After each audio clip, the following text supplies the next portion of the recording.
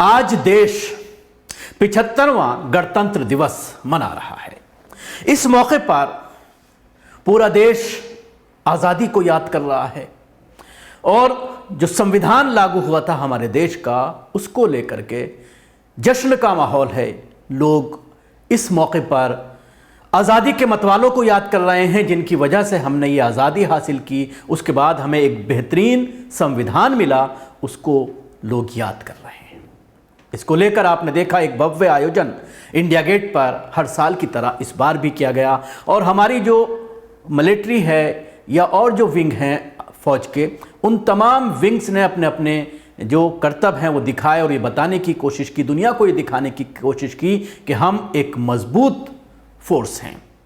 और हमसे मुकाबला नहीं किया जा सकता। आज फौजियों के इन कर्तव्य के बाद,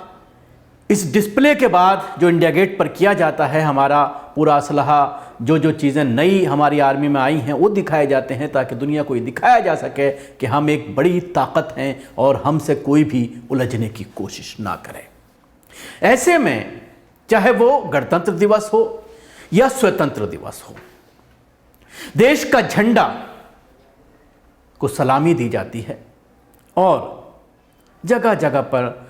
जश्न मनाए जाते हैं, मिठाइयाँ बांटी जाती हैं, झंडा फहराया जाता है, बच्चे जो है तराने गाते हैं देश की आज़ादी के और सलामी दी जाती है झंडे को। लेकिन इस बार जिस तरह से सोमवार को राम मंदिर का प्राण प्रतिष्ठान हुआ और उसके बाद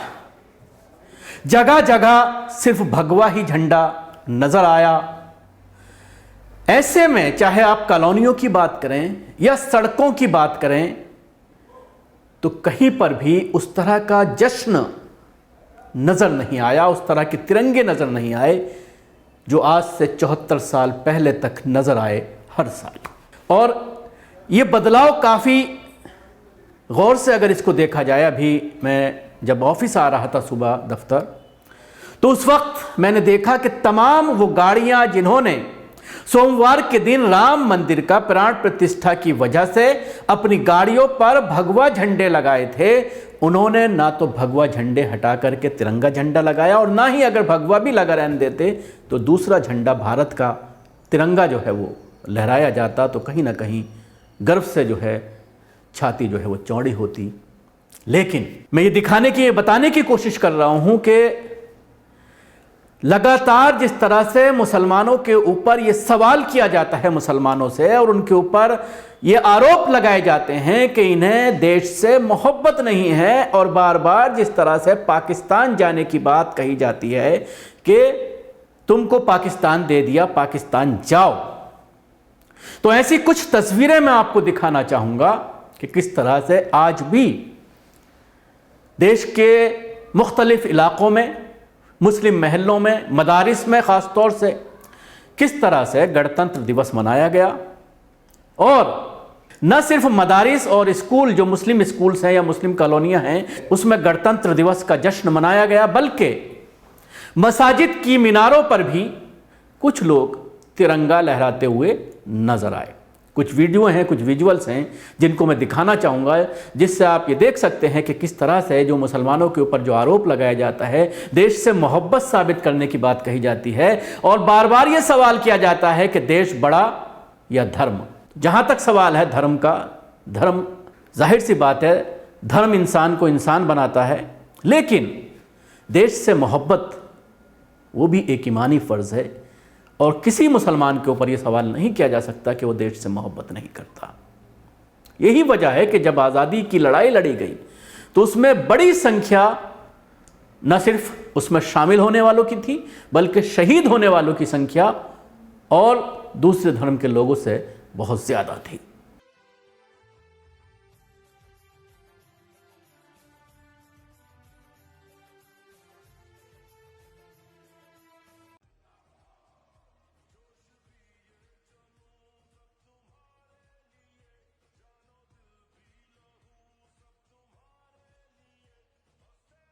अब आइए कुछ विजुअल्स मैं आपको वो दिखाना चाहूँगा। जैसा मैंने शुरू में बात की, शुरू में जिक्र किया कि किस तरह से गाड़ियों में, कॉलोनियों में अभी भी भगवा